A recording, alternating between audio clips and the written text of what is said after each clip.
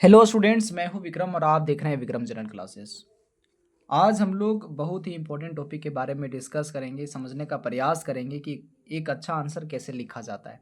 आपको स्क्रीन में दिख रहा होगा, ये जो है वो प्रश्न सह उत्तर पुस्तिका है जो क्लास 10th का एसएसटी सब्जेक्ट का है। ये 2016 में जैक द्वारा जारी किया गया था एक विद्यार्थी का। तो इसे समझने का प्रयास करेंगे कैसे इस विद्यार्थी ने अच्छा मार्क्स हासिल किया है। आपको बता दें, आपको पता होगा कि एग्ज़ाम जो होता है वो 80 मार्क्स का होता है, जिसमें से आप 80 मार्क्स का होता है और 20 मार्क्स जो होता है वो स्कूल के माध्यम से मिलता है। तो टोटल मार्क्स जो होता है वो 100 मार्क्स हो गया। इसी प्रकार 5 सब्जेक्ट होते हैं, तो 100 मल्टीप्लाई 5 इक्वल टू 500 मार्क्स के आपका जो होता है वो एग्ज़ाम होता है। तो इस विद्यार्थी ने टोटल 80 में 75 मार्क्स हासिल करता है। तो एक अच्छा मार्क्स कहलाता है। केवल 5 मार्क्स का यहाँ पर फासला है जो इस विद्यार्थी ने हासिल किया है। आखिर इसमें कौन सी वो खास बातें होंगी जिसके माध्यम से इस विद्यार्थी ने अच्छा मार्क्स लाया। आखिर इस विद्यार्थी के जो लिखने की शैली है वो किस तरह से है जो एग्जामिनर जो है उसे अच्छा लगा और उसने पूरा का पूरा मार्क्स उसे दिया, जिससे हम लोग समझने का भी प्रयास करेंगे कि हम लोग कैसे अच्छा आंसर लिख सकते हैं। तो सबसे पहले तो आप समझने का प्रयास करेंगे। ये जब आप एग्ज़ाम लिखते हैं तो आपको दिशा निर्देश दिया जाता है कि कौन कौन सी चीज़ें एग्ज़ाम के लिहाज से ज़रूरी है, ये आप देख सकते हैं खुद से। हमें सामान्य निर्देश समझने का जो है ज़रूरी है। सामान्य निर्देश क्या है? जैसे कि आपको यहाँ पर दिख रहा होगा फर्स्ट में कि परीक्षार्थी यथासंभव अपने शब्दों में ही उत्तर दें। जो विद्यार्थी है वो अपने शब्दों में ही उत्तर दें, ये आपको यहाँ पर बोला जा रहा है।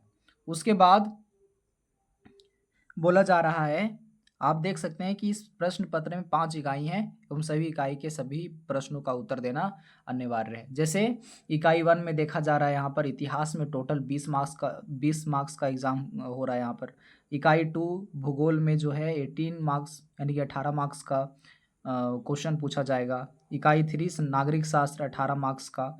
इकाई 4 अर्थशास्त्र 16 मार्क्स का। इकाई 5 आपदा प्रबंधन 8 मार्क्स का। इस तरह से जो है टोटल 80 मार्क्स का एग्ज़ाम में क्वेश्चन आएगा। सबसे ज़्यादा अगर देखा जाए तो इतिहास में ज़्यादा मार्क्स का क्वेश्चन आता है और लगभग सभी विषयों से लगभग बराबर मार्क्स के क्वेश्चन आते हैं। यहाँ पर देख सकते हैं कि इतिहास जो है वो 20 मार्क्स का, भूगोल जो है 18, नागरिक शास्त्र जो है 18, अर्थशास्त्र जो है 16। तो 2-4 मार्क्स का ही फासला है, बाकी सभी सब्जेक्ट से बराबर मार्क्स के क्वेश्चन आते हैं। ये आपको समझ लेना है। अच्छा, एक इस चीज़ को हम इस विद्यार्थी से कंपेयर करते हैं। आप यहाँ पर देख सकते हैं कि इतिहास जो है 20 मार्क्स का है। इस विद्यार्थी ने कितना लाया है? इस विद्यार्थी ने टोटल जो है यहाँ पर आप देख सकते हो टोटल 18 मार्क्स लाया है। इकाई 2 में क्या था? इकाई 2 में आप यहाँ पर देख सकते हैं इकाई 2 में भूगोल है।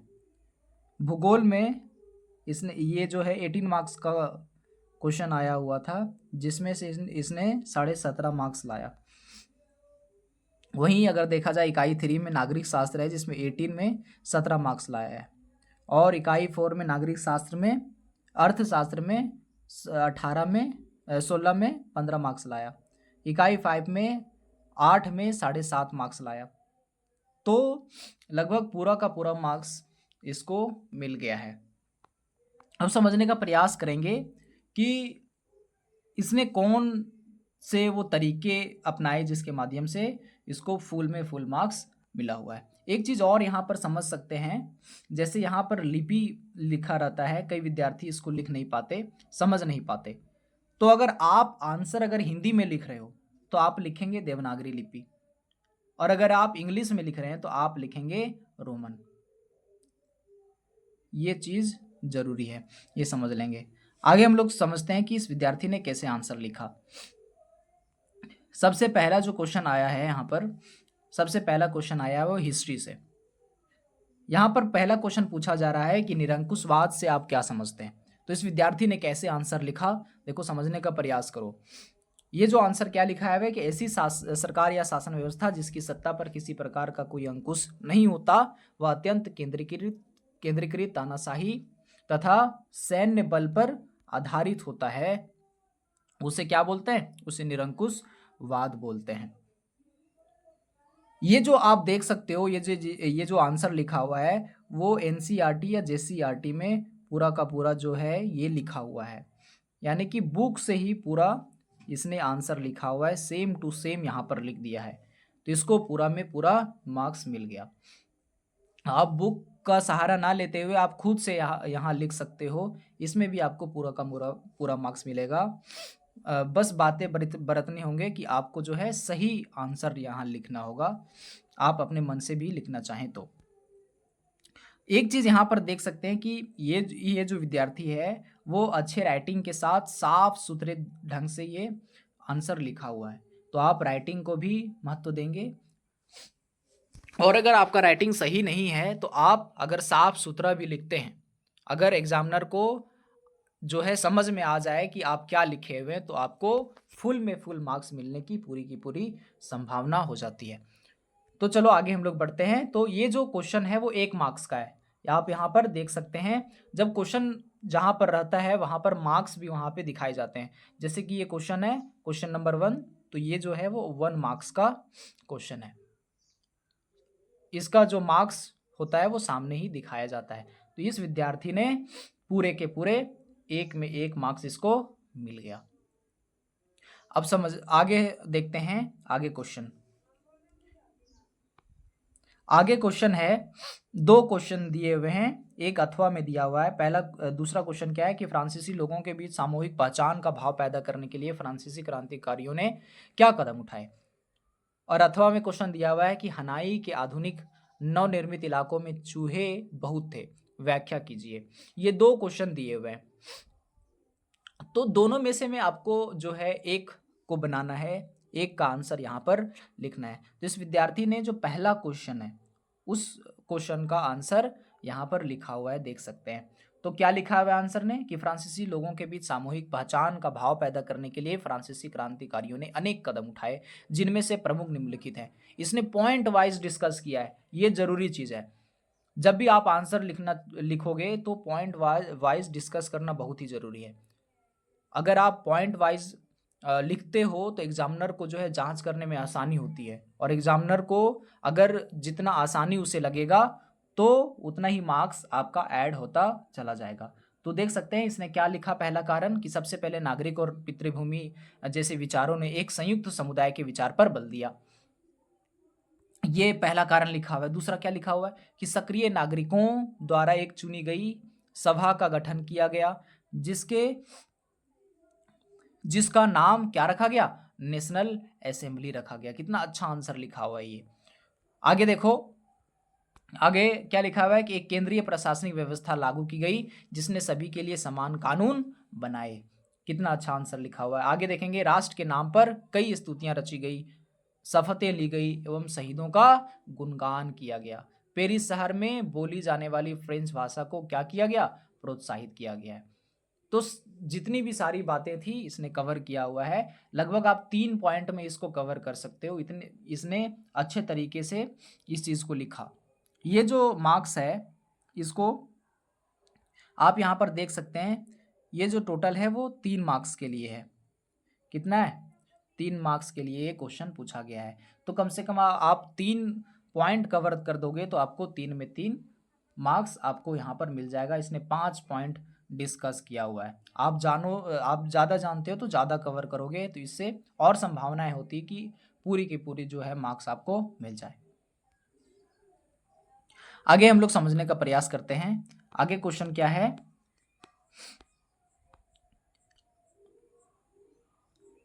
यहां पर देख सकते हो तीसरा क्वेश्चन है। तीसरा क्वेश्चन क्या है कि खिलाफत आंदोलन पर क्या करना है, संक्षिप्त टिप्पणी लिखना है। और अथवा में क्वेश्चन दिया हुआ है कि उपनिवेशों में राष्ट्रवाद के उदय की प्रक्रिया उपनिवेशवाद विरोधी आंदोलनों से जुड़ी हुई क्यों थी, व्याख्या कीजिए। ये दोनों में से में कोई एक का आंसर आपको लिखना है। तो इस विद्यार्थी ने क्या किया है, जो अथवा का क्वेश्चन था उसको लिखा हुआ है। एक चीज यहाँ पर देख लेंगे कि अगर अथवा में आपका क्वेश्चन दिया हुआ है तो आप पहले अथवा लिख लेंगे, तब आंसर उसका देंगे। तो यहाँ पर क्या लिखा हुआ है कि अथवा में, यहाँ क्वेश्चन क्या था कि उपनिवेशों में राष्ट्रवाद के उदय की प्रक्रिया उपनिवेशवाद विरोधी आंदोलनों से जुड़ी हुई क्यों थी, व्याख्या कीजिए। इसने क्या लिखा है कि वियतनाम एवं दूसरे उपनिवेशी देशों में भी आधुनिक राष्ट्रवाद के उदय की प्रक्रिया उपनिवेशवाद विरोधी आंदोलनों से गहरे तौर पर जुड़ी हुई थी। उपनिवेशी शासन के विरुद्ध संघर्ष में लोग आपसी एकता के पहचानने लगे। शासकों ने आम जनता का काफी अत्याचार किए दमन और शोषण के साझा भाव विभिन्न समुदायों को एक दूसरे के करीब ला दिया। सभी समुदाय आपसी एकता को पहचानने लगे। सभी अपने के लिए स्वतंत्र चाहने लगे। तो इसने आंसर लिखा। आगे देखो क्या लिखा है कि लेकिन सभी के लिए स्वतंत्रता के मायने क्या थे, अलग अलग थे। अगर भारतीय इतिहास को भी उठा के देखो तो यहाँ पर भी स्वतंत्रता के मायने क्या थे, अलग अलग थे। उनके उद्देश्य भी अलग अलग थे और स्वाधीनता के मायने भी क्या थे, अलग थे। वे किसी विशेष जाति धर्म या संस्कृति के लोगों के लिए स्वतंत्रता चाहते थे। गांधी जी के नेतृत्व में कांग्रेस ने इन समुदायों को एक किया, परंतु इस एकता में टकराव के बिंदु भी निहित थे। तो गांधी जी ने भी क्या किया, सभी को एक सूत्रों में बांधने का प्रयास किया, लेकिन इसमें भी क्या थे, टकराव भी शामिल थे। तो इसने इस तरह से आंसर लिखा, काफी अच्छे तरीके से इसने लिखा। अगर आप यहाँ पर पॉइंट वाइज भी लिखना चाहते तो और भी अच्छा रहता। तो इसने पूरा एक इलेबोरेशन के साथ इसने आंसर लिखा। तो ये चीज़ है। आप यहाँ पर देख सकते हैं कि इस विद्यार्थी ने कहीं काटा छाटा नहीं है, बिल्कुल सोच समझ के साथ आंसर को लिखा है। अगर आप इस तरह से आंसर लिखते हो तो पूरी संभावना होती है कि आपको पूरे में पूरे मार्क्स दिए जाएंगे। और ये जो क्वेश्चन है वो कितने मार्क्स का क्वेश्चन था, ये 4 मार्क्स का क्वेश्चन है। ये कितना है, 4 मार्क्स का क्वेश्चन है, इसमें विद्यार्थी को 3 मार्क्स मिला हुआ है। इसमें कितना मिला हुआ है, 3 मार्क्स। अगर आप पॉइंट वाइज लिखते तो आपको पूरा का पूरा यहाँ पर मार्क्स मिल जाता। और इसमें आगे हम लोग देखते हैं, आगे क्वेश्चन है कि वीटो का क्या तात्पर्य है। युद्धोत्तर अंतरराष्ट्रीय आर्थिक व्यवस्था को ब्रिटेन वुड्स व्यवस्था भी कहा जाता है, क्यों, इसको बताना है। तो वीटो का तात्पर्य पहले लिखा हुआ है। देखो सबसे पहले क्वेश्चन क्या है कि वीटो का क्या तात्पर्य है। अक्सर क्या होता है क्वेश्चन में कई तरह, एक ही क्वेश्चन में कई तरह के क्वेश्चन वहां पर ऐड होते हैं। तो उस विद्यार्थी ने क्या किया है, पहला क्वेश्चन को ध्यान में रखकर उसका आंसर देने का प्रयास किया है। सबसे पहले यहाँ पर क्वेश्चन क्या है कि वीटो का तात्पर्य क्या है। तो सबसे पहले उसने क्या किया, वीटो का तात्पर्य क्या है उसको बताया। उसके बाद वो बताएगा उद्योत्तर अंतरराष्ट्रीय आर्थिक व्यवस्था को ब्रेटन वुड्स व्यवस्था भी कहा जाता है, क्यों, इसका कारण वो लिखेगा। तो सबसे पहले क्या लिखा कि वीटो का तात्पर्य क्या है। तो क्या है कि निषेधाधिकारा इसके अंतर्गत एक ही सदस्य की असहमति किसी भी प्रस्ताव को खारिज करने का कारण बन जाती है। मतलब एक ही सदस्य अगर चाहे तो पूरे जो प्रस्ताव है उसको क्या कर सकता है, खारिज कर सकता है, समाप्त कर सकता है। ये बताया गया है वीटो का तात्पर्य।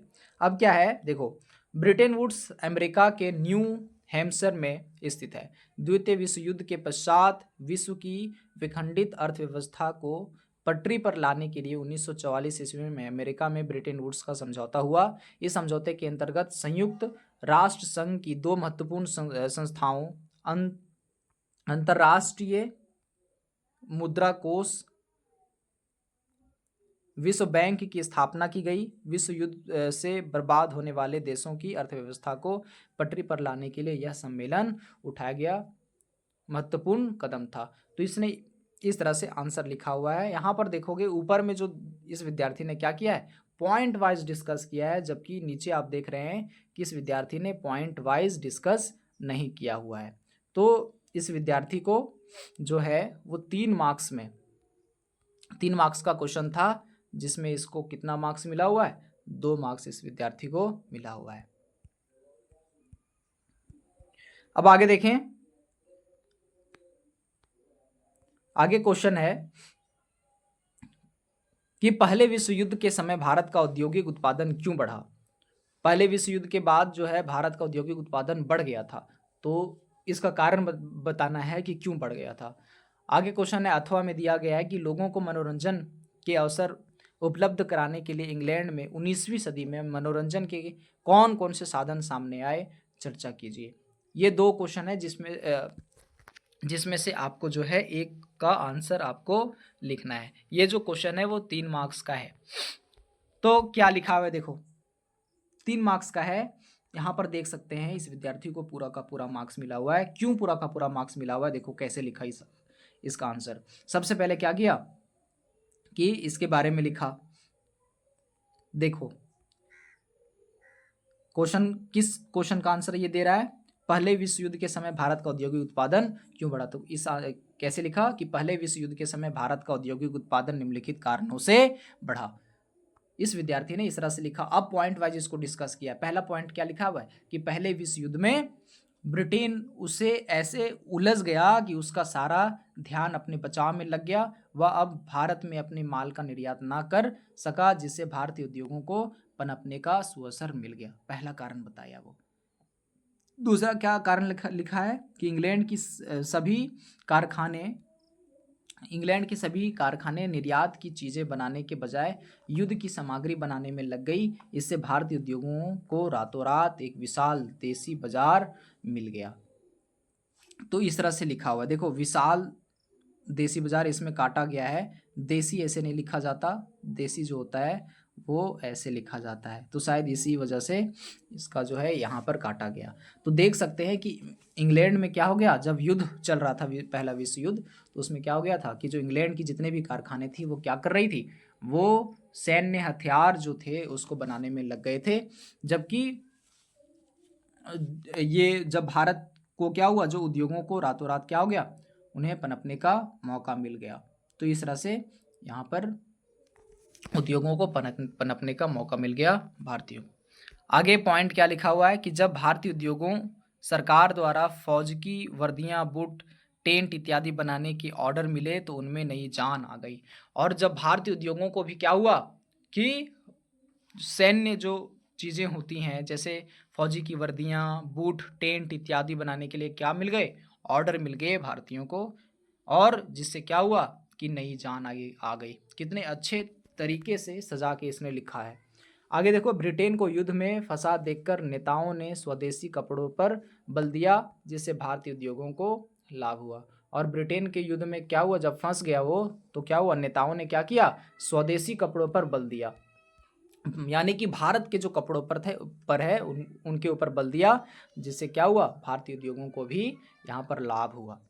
तो इस तरह से एक एक करके कारणों को यहाँ पर उसने लिखा हुआ है। तो इस तरह से अगर आप पॉइंट वाइज डिस्कस करते हो तो पूरी संभावना होती है कि आपको पूरा में पूरा मार्क्स मिल जाए। जैसे कि यहाँ पर क्वेश्चन जो है वो 3 मार्क्स का है, तो इसको जो है फुल में फुल मार्क्स मिला हुआ। देखो कितने ढंग से इसने लिखा है, जिसके कारण इसको फुल में फुल मार्क्स मिला हुआ है। तो ये कारण होता है फुल में फुल मार्क्स मिलने के। आप अगर पॉइंट वाइज डिस्कस करते हो तो आपको पूरा मार्क्स मिलता है। आगे देखो, आगे क्वेश्चन क्या है। आगे क्वेश्चन है,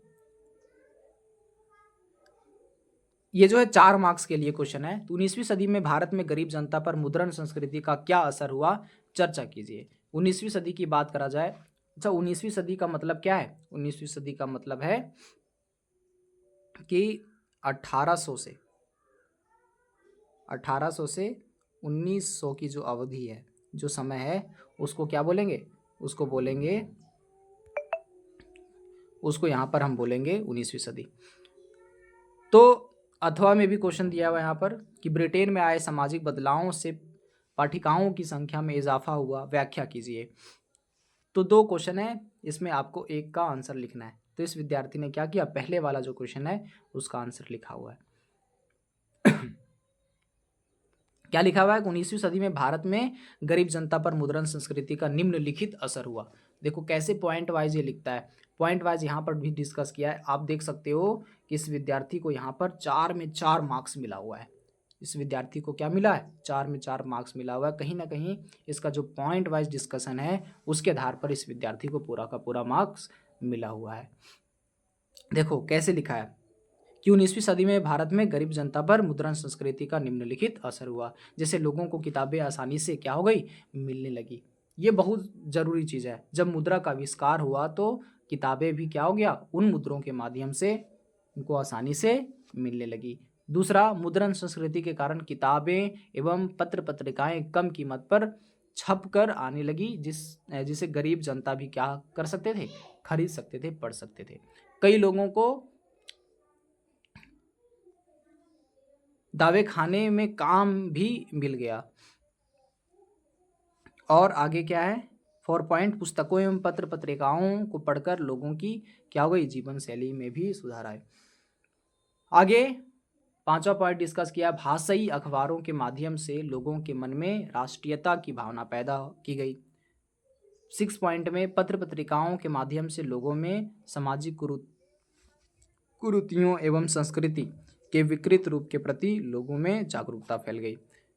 7, कहानियों और कविताओं के माध्यम से गरीब जनता में राष्ट्रवाद की भावना पैदा की गई। ये चीज़ जो है आप यूरोप में राष्ट्रवाद में भी देख सकते हैं कि वहाँ पर कविता कहानियों के माध्यम से राष्ट्रवाद की भावना जो है उसे उजागर किया जा रहा था, जिसे हम लोग रूमानी कल्पना बोलते हैं, रूमानीवाद भी बोल सकते हैं। तो इस तरह से चीज़ें इसने लिखा हुआ है, जिसके माध्यम से इसको पूरा का पूरा मार्क्स मिला हुआ है। 4 में 4 मार्क्स इसको मिला हुआ है, यानी कि फुल मार्क्स इसको यहाँ पर मिल गया। तो ये कारण होता है पूरा का पूरा नंबर मिलने का। आगे देखो, आगे हम लोग समझने का प्रयास करेंगे। जैसे दिए गए विश्व के रेखा मानचित्र में निम्नलिखित स्थानों को दर्शाइए। ये जो 2 जगह दिखाए गए यहाँ पर, पहला है लंदन और दूसरा क्या है, यूरोप।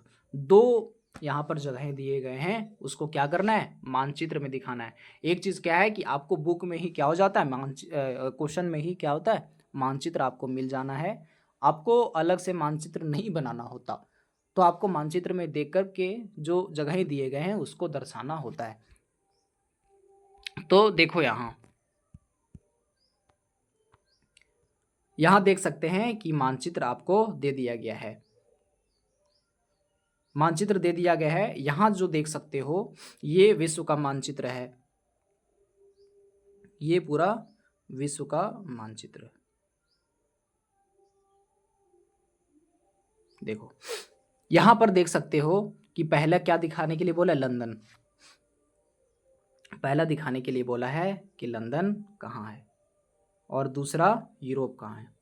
तो यूरोप तो हमारा क्या है, महादेश है, और लंदन क्या है, देश है। तो आपको पॉइंट भी दिखाए गए होते हैं। तो यहाँ पर देख सकते हो ये जो है, ये जो एरिया है, ये जो एरिया आप लोगों को आपको दिख रहा होगा यहाँ पर, ये जो एरिया है वो क्या है, यूरोप है।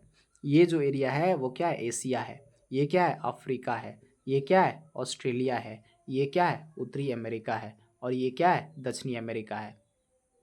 तो इस तरह से आपको महादेश दिख रहे होंगे, और लंदन जो है वो यूरोप में ही आता है। तो यहाँ पर देखो ये जो छोटा छोटा सा पॉइंट है आपको यहाँ पर दिख रहा होगा, ये क्या है, लंदन है। यहाँ पर पॉइंट भी दिखाए गए होते हैं, और ये क्या है, यूरोप है। तो इस विद्यार्थी ने बहुत बढ़िया ढंग से दोनों जगहों को दिखा दिया है। यहाँ पर पॉइंट भी दिखाए जाते हैं, आपको केवल एरो का मार्क्स मार्क यहाँ पर दिखा करके जो जगह हैं आपको लिख देना है। तो इस तरह से ये जो क्वेश्चन है आप यहाँ पर देख सकते हैं, ये जो है 1+1 यानी कि 2 मार्क्स का क्वेश्चन है। तो इस विद्यार्थी को कितना मार्क्स मिला है, 2 में 2 मार्क्स मिल गया है। एक चीज़ याद रखो कि जो मानचित्र का जो क्वेश्चन होता है उसमें फुल का फुल मार्क्स मिलता है आपको मानचित्र में। 1 नंबर भी वहाँ पर कटने की आशंका नहीं होती है, इसीलिए मानचित्र पर ज़्यादा फोकस करना चाहिए। यहाँ पर 2 मार्क्स का क्वेश्चन है, आपको लगभग 5 नंबर का क्वेश्चन आता है आपके एग्जाम में। क्योंकि अभी ये जो है वो 2016 की बात हो रही है, जबकि अभी की पैटर्न देखा जाए तो काफ़ी उसमें बदलाव हो चुका है। अब जो है 5 मार्क्स का क्वेश्चन पूछा जाता है। आगे हो सकता है कि मानचित्र से 5 मार्क्स 2 और 3 मार्क्स का और भी पूछा जाए, आगे हम लोग देख लेते हैं। देखो ऑब्जेक्टिव टाइप का भी क्वेश्चन है, एमसीक्यू टाइप का क्वेश्चन है। जैसे कि क्वेश्चन पूछा गया कि लौह अयस्क किस प्रकार का संसाधन है। ऑप्शन दिया हुआ है कि नवीकरणीय योग्य संसाधन है, प्रवाह है, जैव है, अनवीकरणीय योग्य संसाधन है। तो ये क्या है, अनवीकरणीय योग्य संसाधन है। इस विद्यार्थी ने बहुत भली भांति से इसका आंसर लिखा हुआ है। इस तरह से इस विद्यार्थी को ये जो क्वेश्चन है वो 1 मार्क्स का है, तो इस विद्यार्थी को कितना मार्क्स मिला, 1 का 1 मार्क्स यहाँ पर मिल गया है। आगे देखो क्वेश्चन है कि निम्नलिखित में से कौन सा उस कृषि प्रणाली को दर्शाता है जिसमें एक ही फसल लंबे चौड़े क्षेत्र में उगाई जाती है। तो लंबे चौड़े क्षेत्र में कौन सी कृषि उगाई जाती है, तो रोपण कृषि उगाई जाती है। इस विद्यार्थी ने आंसर यहाँ पर लिखा हुआ है। इस विद्यार्थी को पूरे में पूरे यहाँ पर मार्क्स मिल गया है। आगे देखो, झारखंड में स्थित कोडरमा निम्नलिखित में किस खनिज का प्रणाली अग्रणी उत्पादक है, मतलब बहुत ही ज़्यादा उत्पादक यहाँ पर होता है। तो किस चीज़ का होता है, अभ्रक का। अगर यहाँ पर देखो ऑप्शन यहाँ पर दिए गए हैं, अगर यहाँ पर अगर कोयला रहता तो आप कोयला को टिक करते। तो यहाँ पर जो सेकेंड अगर उत्पादक अगर देखा जाए तो अभ्रक जो है झारखंड में बहुत ही ज़्यादा उगाया जाता है। खास करके जो कोडरमा वाला इलाका होता है वहाँ पर अभ्रक काफ़ी मात्रा में यहाँ पर पाया जाता है, और लगभग झारखंड के सभी क्षेत्रों में अभ्रक पाए जाते हैं।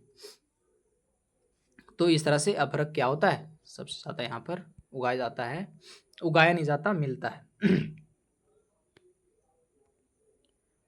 आगे क्वेश्चन है कि उद्योग पर्यावरण को कैसे प्रदूषित करते हैं। देखो बहुत बढ़िया क्वेश्चन है कि उद्योग को जो है पर्यावरण को कैसे प्रदूषित करते हैं, पहला क्वेश्चन है। अथवा करके क्वेश्चन एक और है जिसमें से क्या है कि परिवहन तथा संचार के साधन किसी देश की जीवन रेखा तथा अंतर अर्थव्यवस्था को क्यों कहे जाते हैं।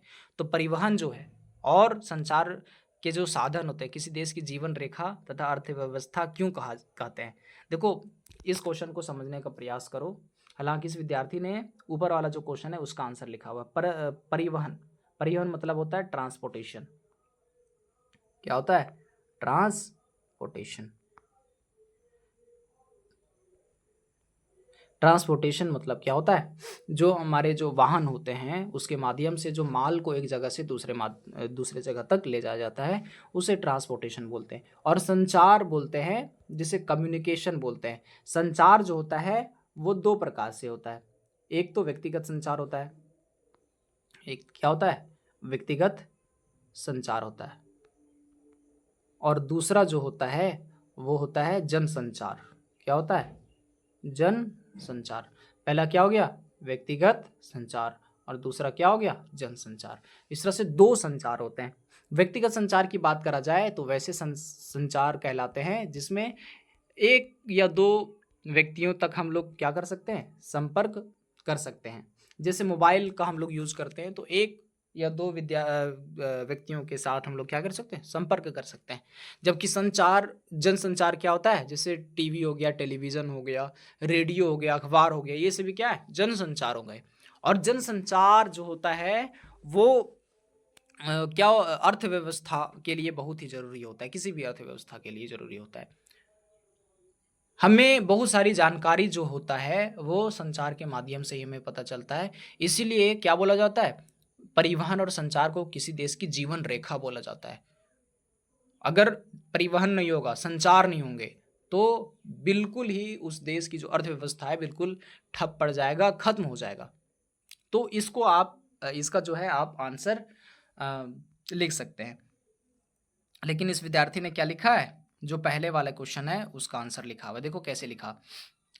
तो उद्योग क्या है, क्वेश्चन कि उद्योग पर्यावरण को कैसे प्रदूषित करते हैं। जो उद्योग लगाए जाते हैं आखिर पर्यावरण को वो उद्योग कैसे प्रभावित करते हैं। तो उसने क्या लिखा, क्या लिखा, ये जो है 3 मार्क्स का क्वेश्चन है। इसको भी इस विद्यार्थी को 3 में 3 मार्क्स मिला हुआ है।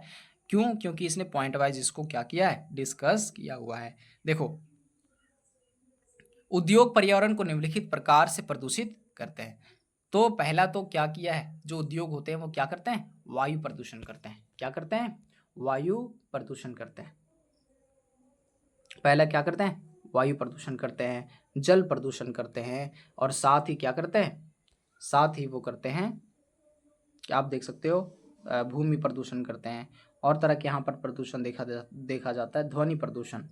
ध्वनि प्रदूषण भी यहाँ पर है। तो इस तरह से वो प्रदूषण करते हैं। अब कैसे करते हैं ध्वनि प्रदूषण, कैसे होता है भूमि क्षरण, और जल प्रदूषण कैसे होता है, वायु प्रदूषण कैसे होता है, एक एक करके इसने डिस्कस किया हुआ है। देखो वायु प्रदूषण में क्या लिखा हुआ है कि उद्योगों से निकलने वाले धुएं और जहरीली गैसों जिससे वायु प्रदूषित हो जाती है, कार्बन मोनोऑक्साइड एवं सल्फर डाइऑक्साइड के फैलने से अवांछनीय तत्वों की सांद्रता वायु में बढ़ जाती है। देखो कितने ढंग से जो है इस विद्यार्थी ने आंसर लिखा हुआ है।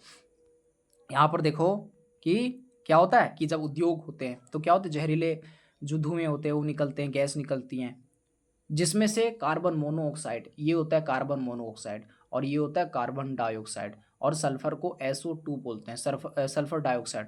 इस तरह से सल्फर डाइऑक्साइड को SO2 और कार्बन डाइऑक्साइड को CO2 और कार्बन मोनोऑक्साइड को क्या बोल सकते हैं, CO यहाँ पर लिखते हैं।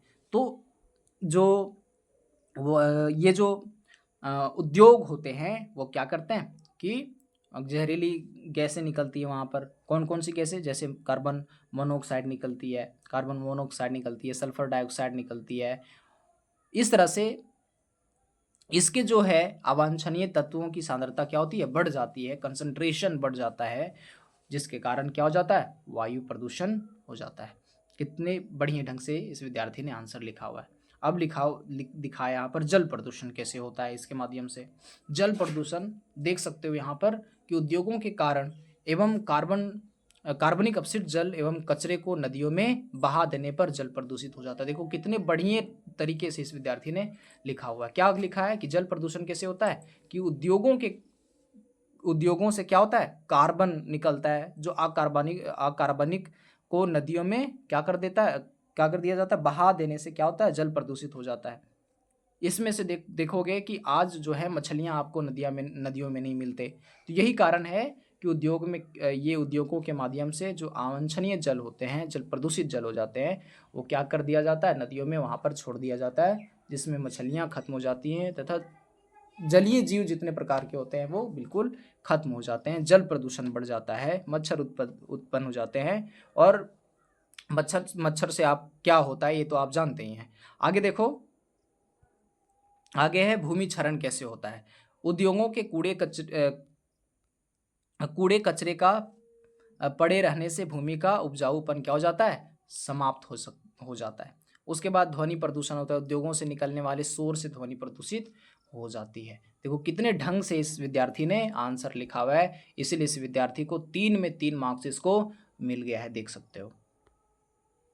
आगे देखो क्वेश्चन है, क्वेश्चन नंबर 12 यहाँ पर लिखा हुआ है, ये 4 मार्क्स का क्वेश्चन है। तो इस विद्यार्थी को यहाँ पर देखो, यहाँ पर भी 4 में 4 मार्क्स मिला हुआ है। यहाँ पर भी देखोगे तुम तो क्या है कि इसने पॉइंट वाइज यहाँ पर डिस्कस किया हुआ है, इसलिए इसको पूरा में पूरा मार्क्स यहाँ पर मिल गया। देखो क्या लिखा हुआ है क्वेश्चन, जल दुर्लभता क्या है और इसके मुख्य कारण क्या है, ये क्वेश्चन है। तो देखो कैसे लिखा हुआ है, हालांकि पानी एक असमाप्त होने वाला संसाधन है। पानी क्या है, असमाप्त होने वाला संसाधन है, फिर भी इसके असमान वितरण, अत्यधिक मांग एवं दुरुपयोग के कारण जल दुर्लभ होता जा रहा है। पानी की कमी, इस समस्या को जल दुर्लभता कहते हैं। निश्चित रूप से जब पानी की कमी होगी उसे क्या बोला जाएगा, जल दुर्लभता होगा। तो यहाँ पर एक चीज यहाँ पर क्या बड़ी बढ़िया तरीके से लिखा हुआ है कि क्या है, पानी जो है असमाप्त है, जो कभी समाप्त नहीं होने वाला, लेकिन फिर भी क्या है, फिर भी ये इसका असमान वितरण के कारण कहीं ज़्यादा है, बहुत ही ज़्यादा, कहीं जो है वो बाढ़ में बिल्कुल बह जा रहा है जगह, और कहीं तो सूखा पड़ रहा है। तो ऐसे असमान वितरण आपको देखने को मिल रहा है।